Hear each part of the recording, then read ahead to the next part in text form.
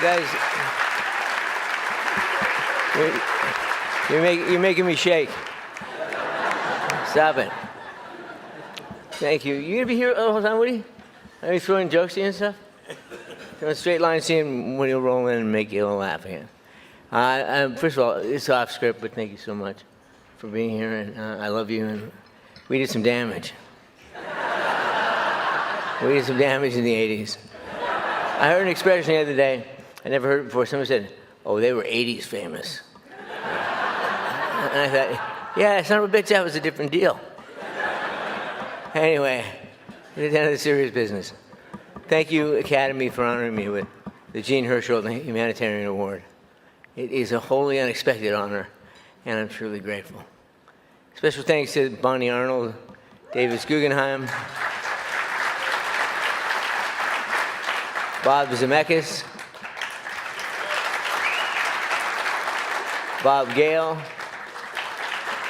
the two Bobs, Steven Spielberg and Laura Dern.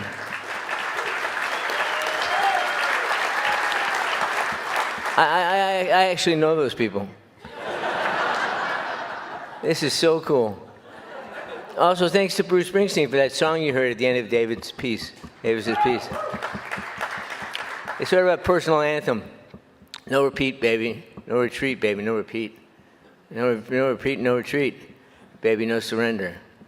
And there's a line in that he bursted out of class, had to get away from those fools. They learned more from a 3-minute record, baby, than they ever learned in school. I don't know if that was completely true, but I did leave high school in the 11th grade, sold my guitar, and moved to LA, like right over there in the corner of the Fox lot, in an alley behind Shirley Way. I moved in Star for a while. I'm not bragging. God forbid anybody who tries to do the same thing. I told the history teacher of mine to stop it. No, not yet.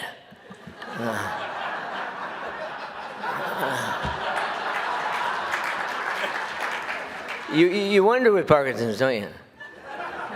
I told the history teacher of my plan, and he said, Fox, you're never going to be cute forever. I had no idea how to respond to that. So I said, maybe just long enough, sir. Maybe just long enough. Turns out we were both right. Years later, my son Sam insisted that the 30-something me earn my GED. And so I did. I got that covered. My career as a risk taker and an opportunist started to hit full stride.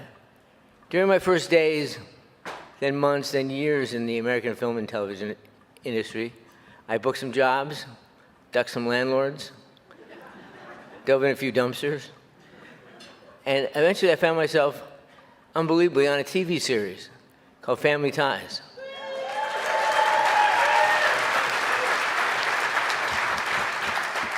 My boss on Family Ties was a larger-than-life, enormously gifted bear of a man. And when I say bear, I don't just mean Teddy, I mean full-on grizzly. Gary David Goldberg was my friend. Don't get me started. Was my friend and my mentor, and I still miss him every day. He taught me how to be a dedicated professional actor and a responsible human being. Introduced me to the concept of to whom much is given, much is required. I think that's John F. Kennedy's wording, but I also recognize the concept is taught to me by my parents, Phil and Bill Fox, who, by the way, would love this. In case you're wondering, Irish people cavell too.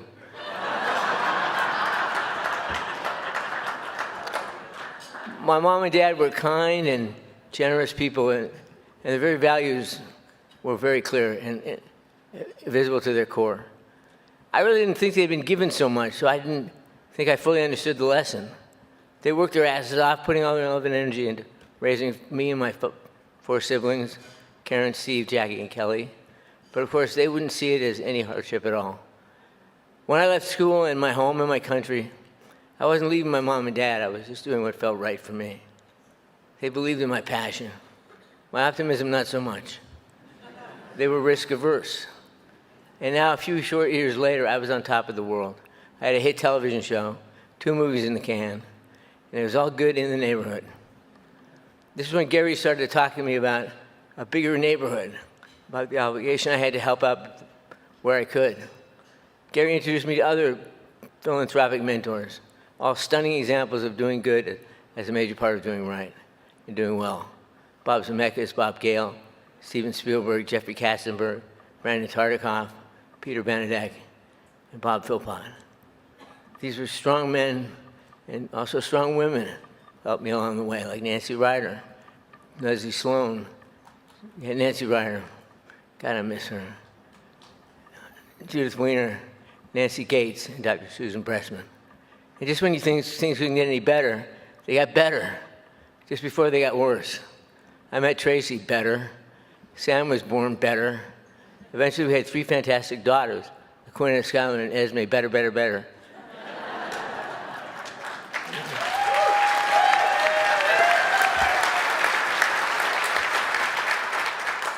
Somewhere in there, around 29, I was diagnosed with Parkinson's. I was told I only had 10 years left to work. That was shitty. That's what happened.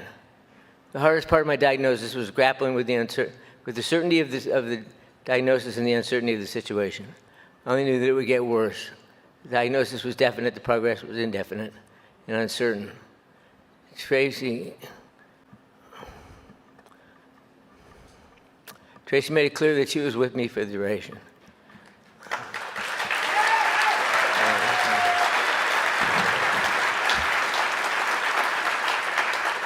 I just gotten so much shit. But my young son Sam didn't know. He didn't have a choice.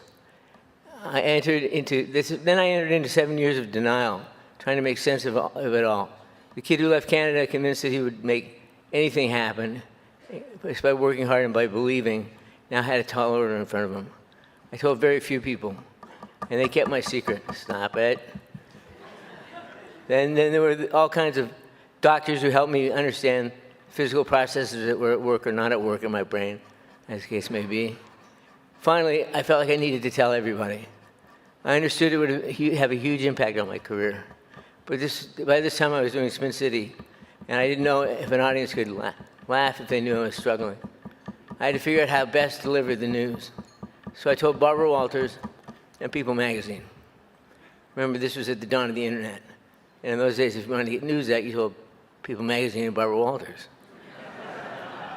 Oh, for simpler times. What happened next was remarkable. The outpouring of support from the public at large and the beautiful reaction from all of my peers in the entertainment business. All of you, thank you. And the people that I worked with was transformative. Then I reached out to the Parkinson's community itself, patients, families, their doctors, leading scientists in the field, and it struck me that everything I'd been given, success, my life with Tracy, my family, had prepared me for this profound opportunity and responsibility. It was a gift, as my friend George Stephanopoulos pointed out in the film. I refer to it as Parkinson's is the gift that keeps on taking. Gift that keeps on taking. It's showing up for a handful. But it truly has been a gift. Once I became engaged in learning about the disease, every interaction, every new piece of information I gathered, every researcher or NIH official I talked to, all confirmed that the science was ahead of the money. The answers could be unlocked with the right investments. It was also clear that an aging, underserved patient base could use some help in getting their message out. Patients let me know that if I could push, they'd put their weight behind me, sometimes shaky, and they'd push alongside me, and we would push together. This was the impetus for the Michael J. Fox Foundation for Parkinson's Research. I didn't want to call it that. I wanted to call it PD Cure, and I told Tracy, and she said, pedicure?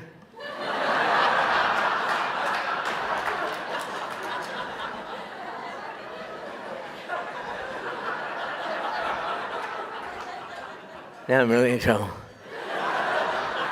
No, I'm not in trouble. So what was I going to say? Oh, yeah. There was nothing heroic behind what I did. It was the gathered forces of many people. As I considered downsizing my professional career to shift my energies towards finding better treatments and resources for the Parkinson's community, I sought help from many smart people, close to home like Tracy, and special friends like Curtis and Carolyn Shanker. I want to get this thank you out, so I'm going to stop. Curtis and Carolyn Shanker, who surrendered their Rolodexes to me. Remember Rolodexes? They were 80s famous.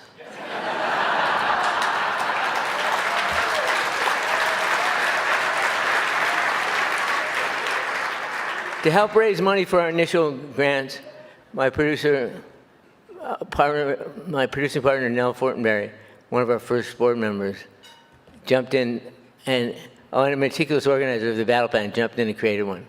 Most notably, Debbie Brooks, my co-founder at the Fox Foundation, who took my motto, purity of motive, and became the catalyst and the engine that has driven us to our success. It's not going to fall down, is it? Oh, no. I don't know what I feel worse about. Wait. Drop it. Okay, what was that? We assembled a board of achievers from around the world, and over the next 20 years outlined a path to a cure that we're working hard to realize. Even as we sit here today with $1.5 billion in research so far.